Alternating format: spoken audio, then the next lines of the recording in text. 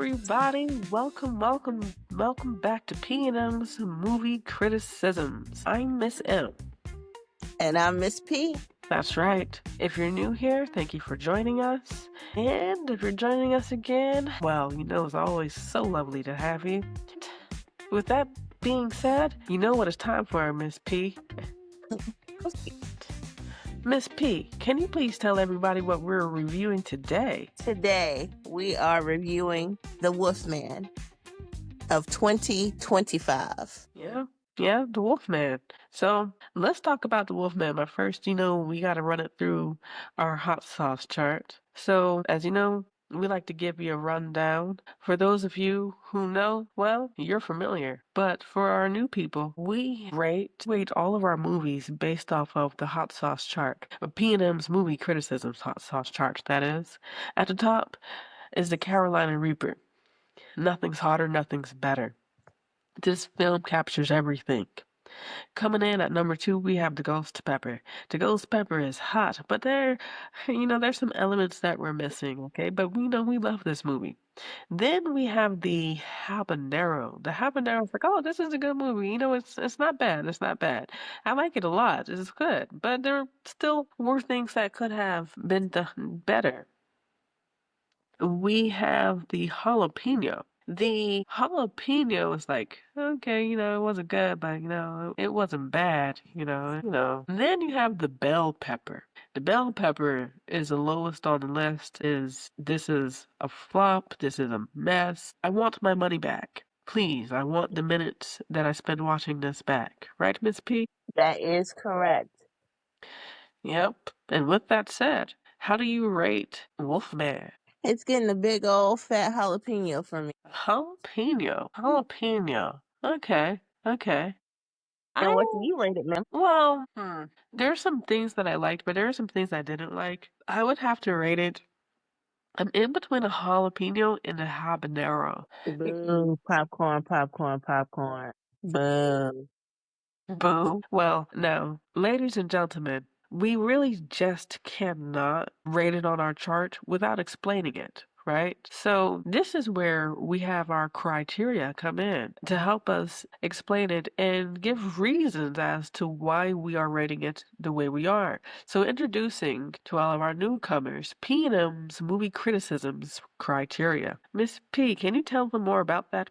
Number 9, do we like it or do we love it? Is it historically accurate? Number 7, did it strike my emotions? Number 6, did it keep my attention? Number 5, production elements. Number 4, directing. Number 3, the quality of acting. Number 2, the sound quality and the effects. And number 1, my favorite thing, cinematography. That's right, cinematography. Haha. So, taking it back to number 9, Miss P, do you like it or do you love it? Low key, almost as bad as Mad Max Furious. Oh no, you know what this means. We're gonna probably go on to the next film, so it'll be a new week, a new film that we review, and she's still gonna be talking about the previous week. Okay. But you know what? I'm just messing with Miss P, y'all. I'm just messing with her. I'm gonna say I like it. I don't love it, but I do like it. Boo. Once again, popcorn.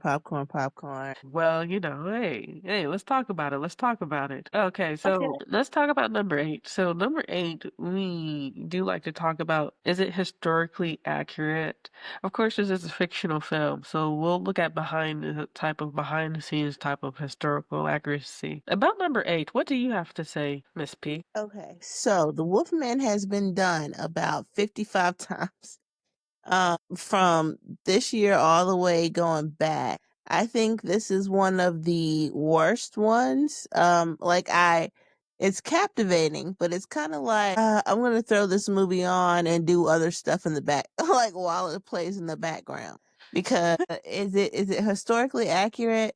This movie, let's just talk about spoilers really quick. This movie for me was like, oh no, if I get nicked, I get the werewolf virus. See, all the other times it's been a bite, not just a scratch. It's always been like a bite, and then they go into the lore. You can't have silver, to kill them. You have to have silver. You have to shoot them a certain way, like there was none of that. And this movie talked a lot about generational trauma. Like, there was a lot of generational trauma because the dad was trying to take care of the son. The son then in turn internalized that, and then he was kind of like halfway mean but halfway nice to his daughter. So this movie was a lot about generational trauma more than the werewolf man. What do you think, Miss M? Well, definitely.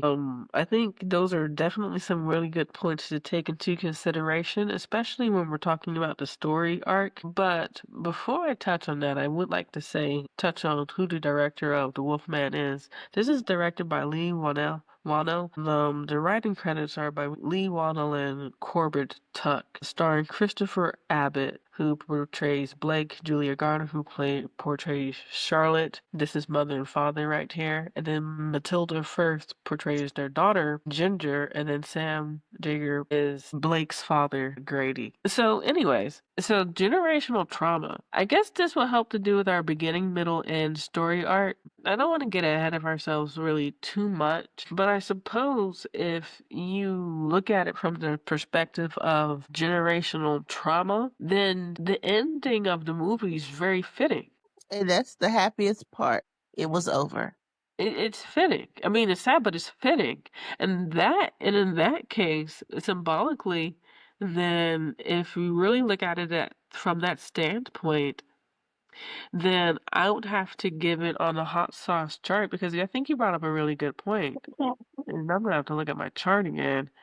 Um, I would have to give it a jalapeno because from that perspective, it completes the story arc. Because in the beginning, you have a father. He's in between jobs, so he's being a full-time dad right now. Mom is fully engrossed in work. Dad has all of the relationship time and points with his daughter. Mom and daughter are kind of like strangers. Okay, this concerns Dad. In the beginning of the movie, I'm trying not to give as many spoilers as possible.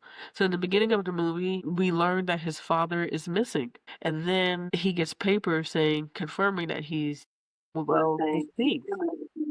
Yeah, and then he gets the keys to the cabin that he grew up in. And so this pushes our story forward to him saying to his wife, I know you're the only family that I have left, and please let's go together to my childhood home, pack things up. I think this would be good for us. And they do.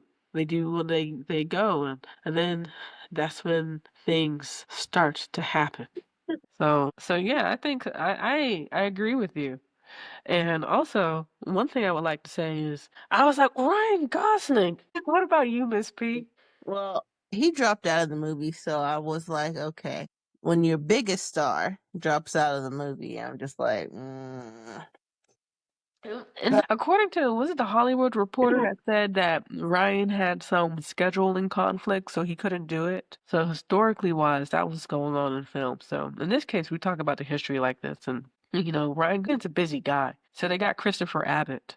I'm I like, mean, he well, did a good job. He carried what he could of that movie. I just don't feel that the writing was good because it's just old trope redone over and over again. It's not something fresh and new, you know? It's just it's done. It's kind of like it's repetitive. Like I enjoyed the movie for the action. This time, I can say this movie had a lot of action, it had a lot of moving part, but the story was just not there for me. It was a lot of trauma. Like that's what you saw. Like I don't think that they were counting on the trauma coming out necessarily, but that's what you saw. It was but just trauma. but that's what makes it different from all the other Wolfmans old movies, right? If you get into the emotional aspect, sure.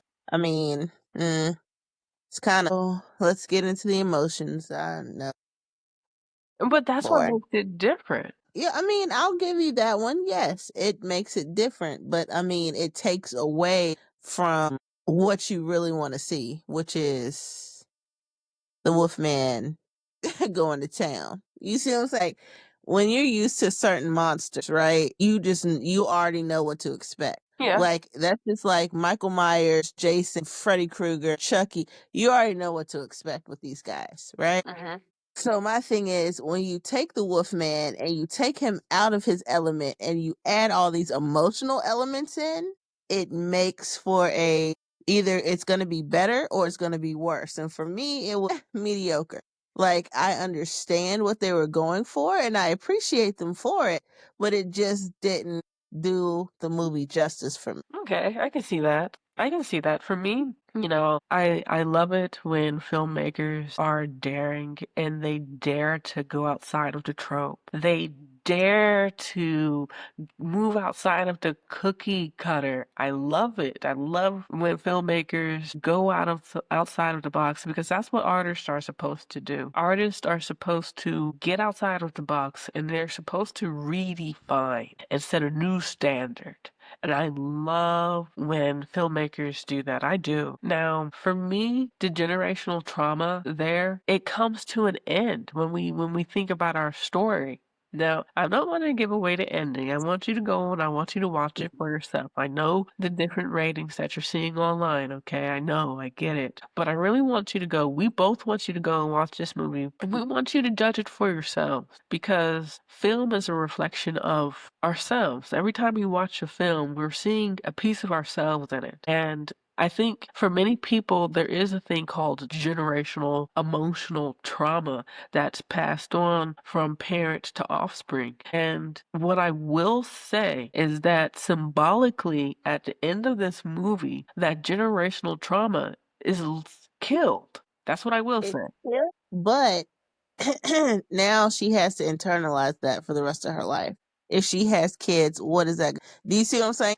What is that going to do for her? What is that going to do to her? Like, Well, that's there's still always, trauma. well, warfare, there's always your casualties somewhere. We have casualties, unfortunately. And when you talk about generational trauma, you're talking about warfare within the family, right? Uh, And unfortunately, this is one of the side effects, but that's what happens with war. It's not a pretty thing, and it has its scars. Number 7, did it strike my emotion? Apparently so. Right? Yeah. Yeah. Apparently so. What really struck your emotions about this film, Miss P? When you gotta kill the generational trauma bearer, the start of it all. And he was I like him. He's a good dad, a good person. He wasn't a bad person at all. He was concerned about his marriage. But I'm talking about the dad. I am, yeah, me too. Oh, the dad. Yeah, the dad, not the son, but the actual father, his father, the generational curse starter. It started with the dad because he had no business. Like, you know how you meet those people that are weird and they're like, I'm going to do this because I'm going to live off the grid because, all different types of reasons. No judgments, no judgments if you live off the grid, do you? But at the end of the day, he created so much trauma for his son that his son didn't even stay there. He moved to the city to be around noise, to be around people. Do you see what I'm saying? Oh yeah. That those are the two polar opposites. Like you have one person that's like, I am strong, I can do this, and I'm gonna make sure that I teach my son how to survive and be a survivalist. And his son was like, I don't want to do this. This isn't for me. And he turns his back basically on everything that he learned, except when they were in that moving truck and he got his family to escape. Yeah, that survivalist stuff started kicking in there. Yeah. Yeah. If you grow up with a parent that is strict, has very, very high expectations, the truth is, as a child, you never like it. When you think about the history behind it, of course he was.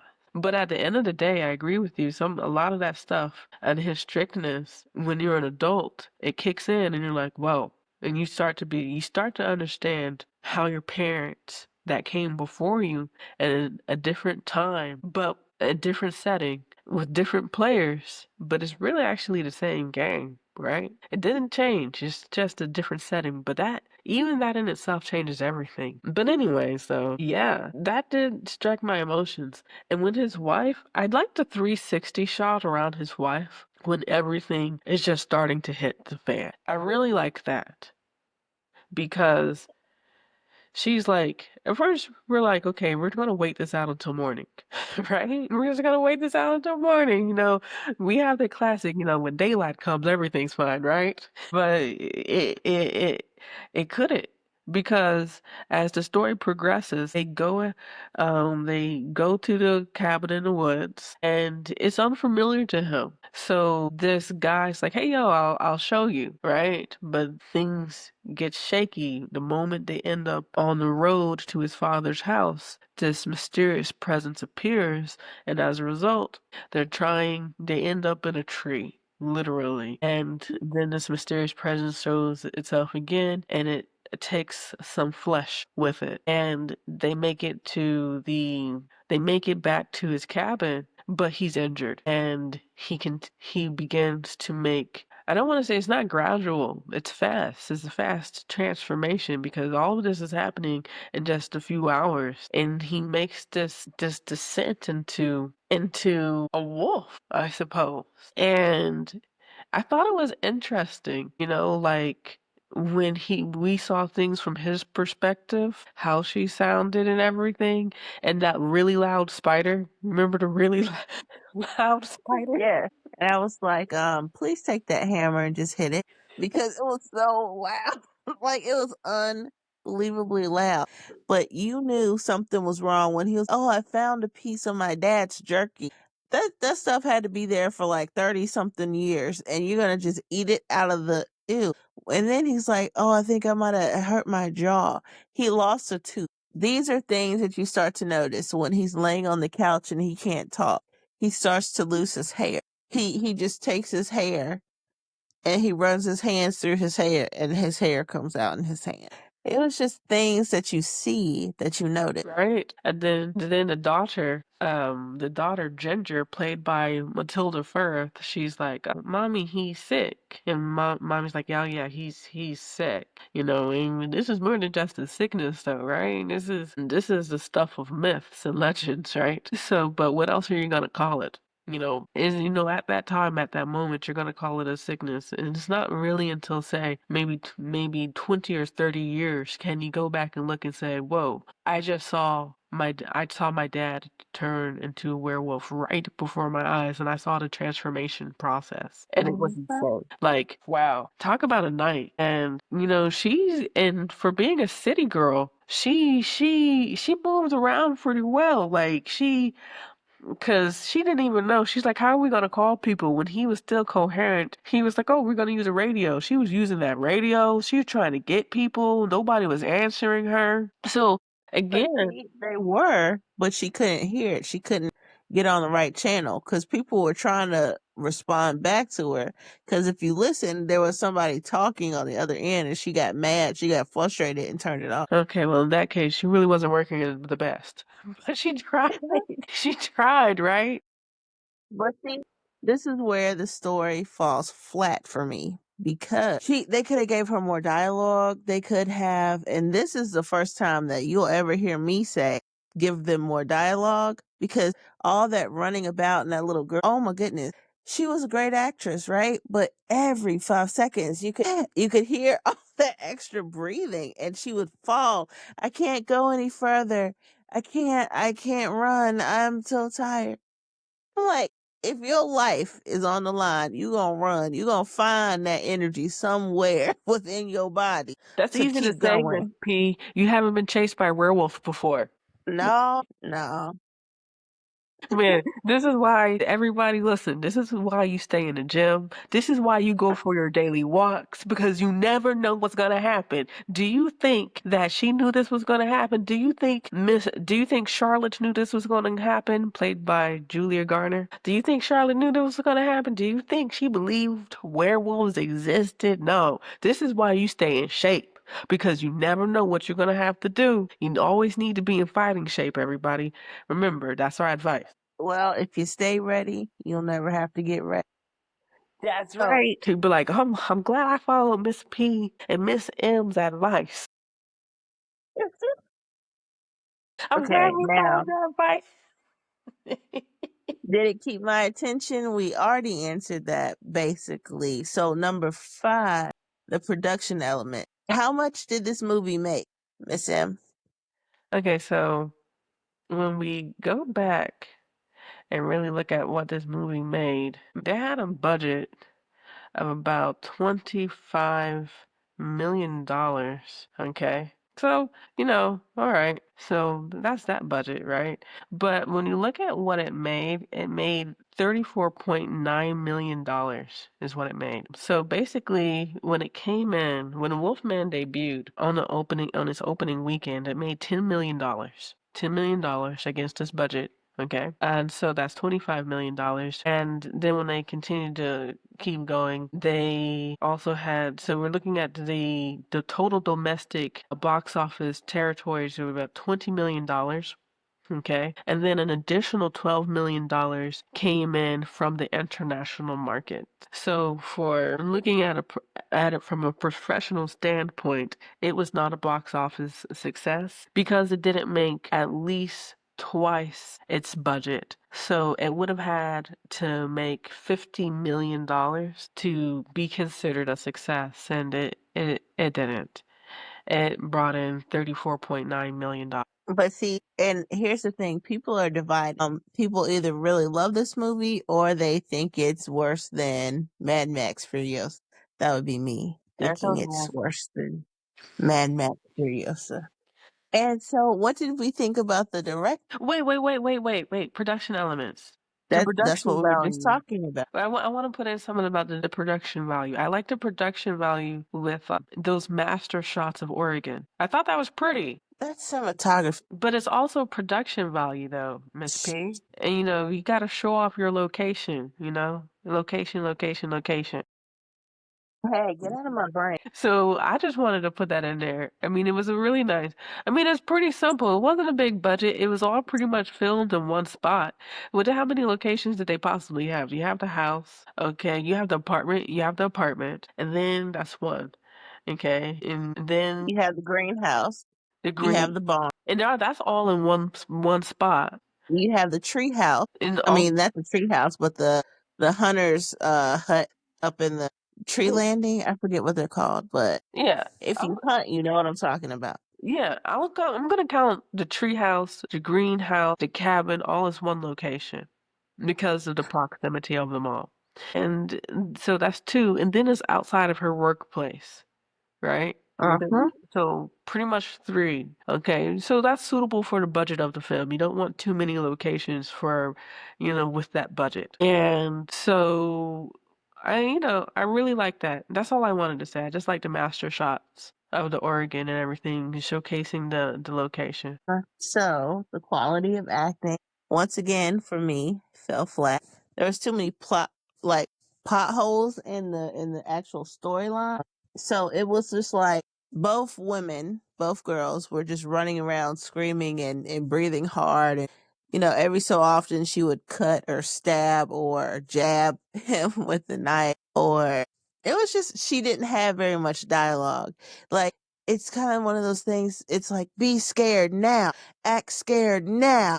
And so that got tiring because it was just a lot of, it wasn't jump scares, which, I'm glad they didn't have that many, but it was kind of just be scared now, act scared now, breathe heavy now.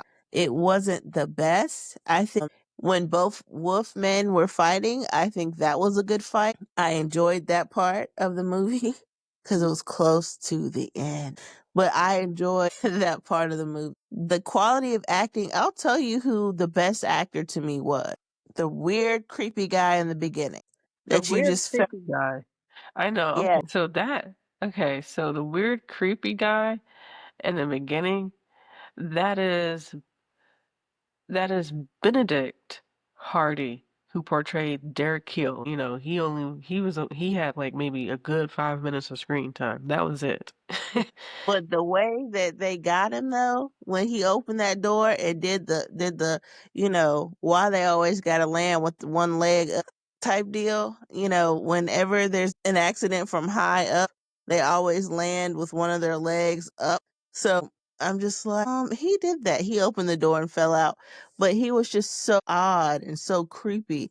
And he was like, "Yeah, I'll show you how to get to your dad's house." And I was like, "This is getting a little creepy." But And, it's realistic. that's why I liked it. That was the part of the movie that I was like, yes, this can take a turn or it could not take a turn. And it took a turn. It took a And then, turn.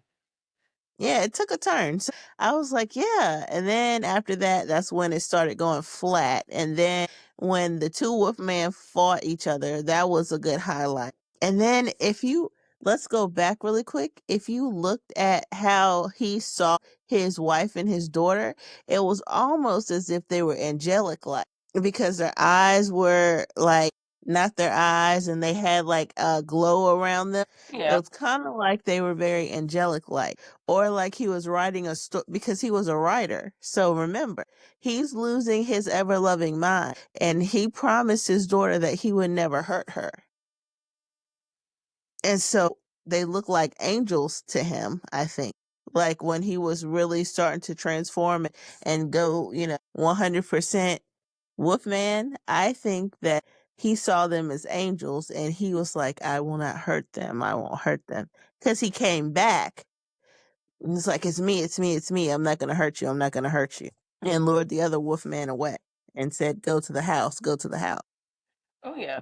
Yeah, definitely. The light that he sees everything with, and when we look at things from his perspective, I liked that. I thought that was very interesting how he sees things. And for me, I can see the angelic side, but there are some things that look a little demonic too to me. But definitely mom and daughter, if he didn't have them, his descent into a wolfman just would have been that much faster. Their presence kept him grounded in his normal, healthy frame of mind. I think they definitely kept him together. They definitely did.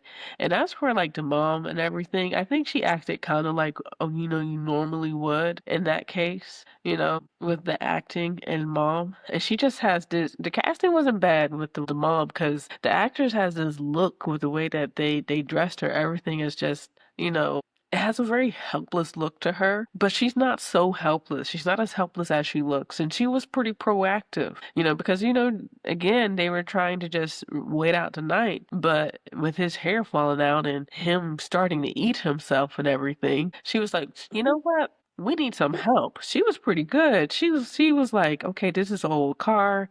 I'm gonna jump it.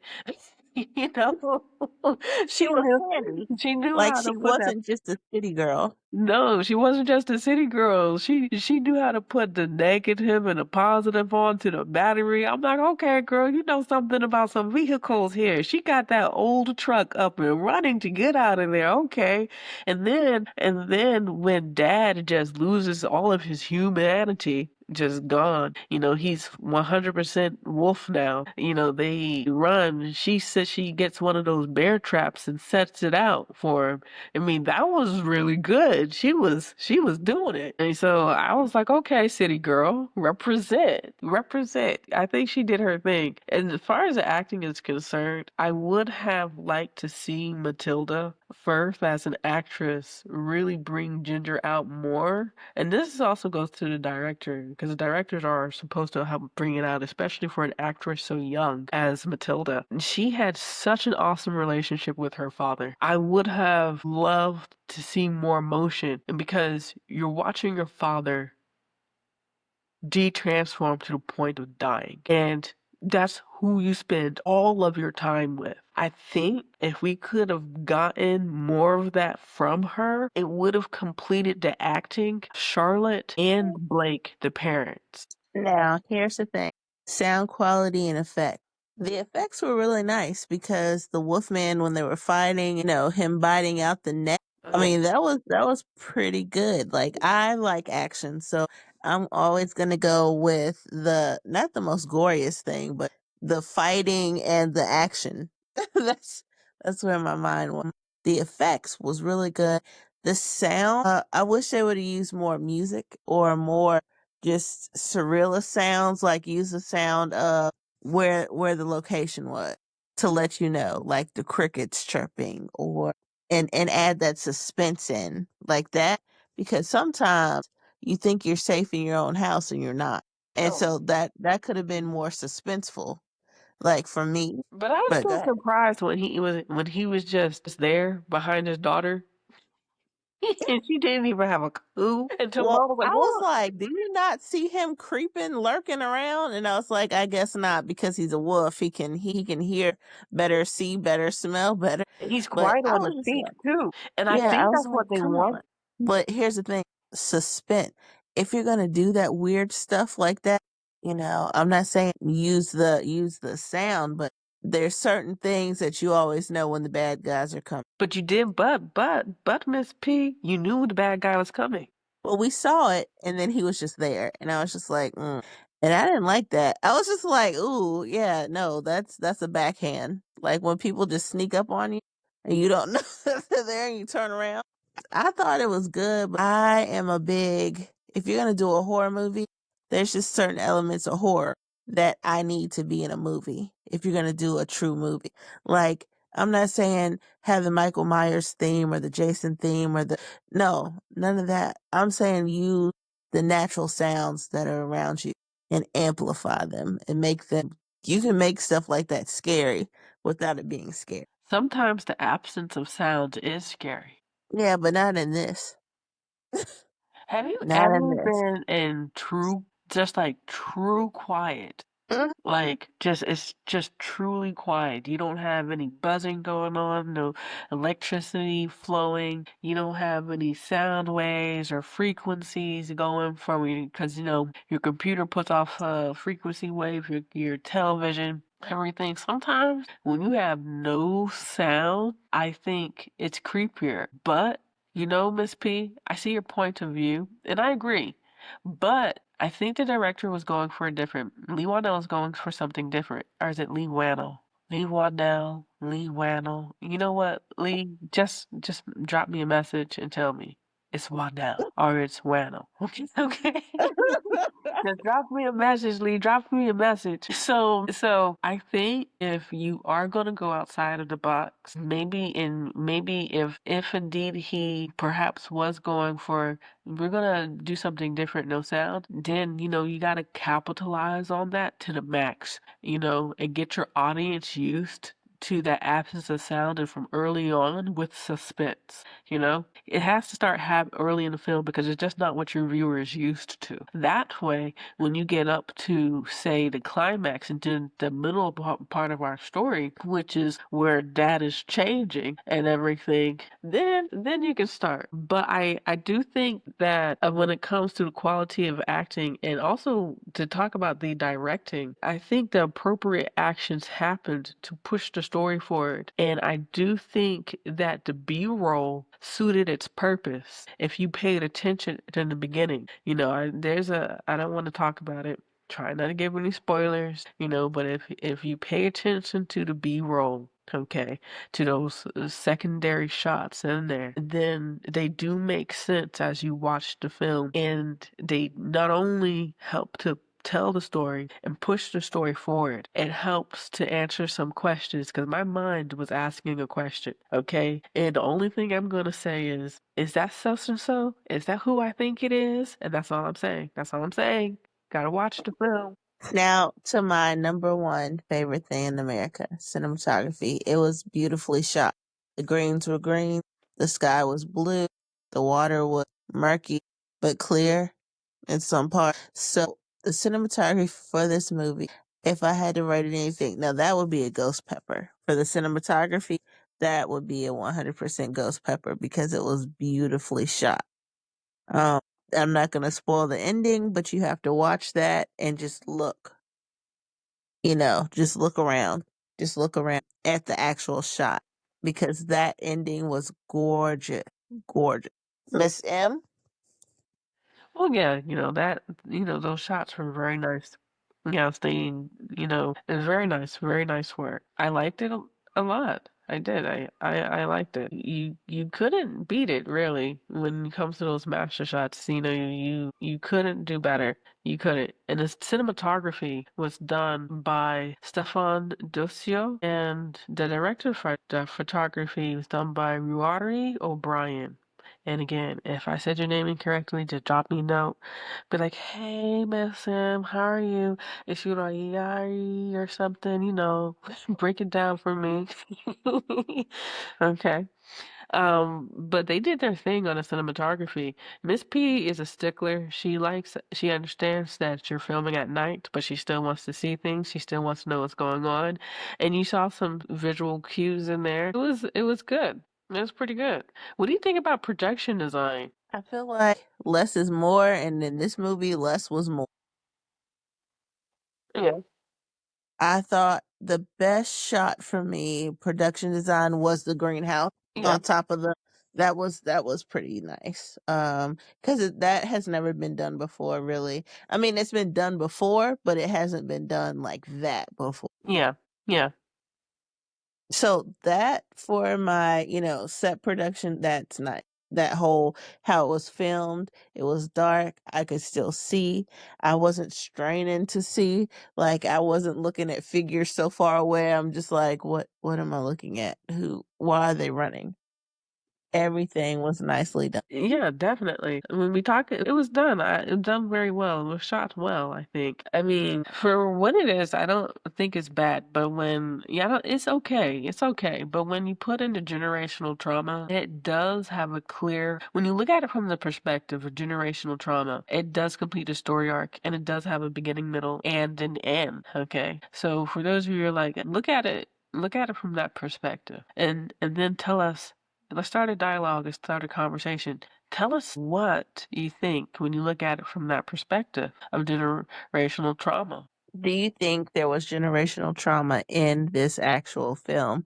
Or do you think I'm just being, overshooting? You know, Let me know in the comments. yeah, Come to our podcast. Go to Spotify, go to Apple, go to YouTube. We iHeartRadio. have Instagram, iHeartRadio. We have TikTok. We're about to have a Facebook. We have a Patreon. Let us know what is going on. Let us know what you think. Is this generational trauma? Question mark. Question mark. Exactly. Tell us what you think, everybody. We want to start a dialogue with you. We want to have discussions with you. We would like to get involved with you. Tell us what you think. I think that's about it, Miss P. What do you think? I think we did it. We did the thing. I think so too. Well, everybody, thank you for joining us tonight. If it was your first time, I hope you enjoyed your time with us. Please come back again. And hey, if you're here again, it was nice to see you. We want to see you again. And with that said, well, I'm Miss M, and I'm about this piece. And I'm Miss P. Bye. See you next week.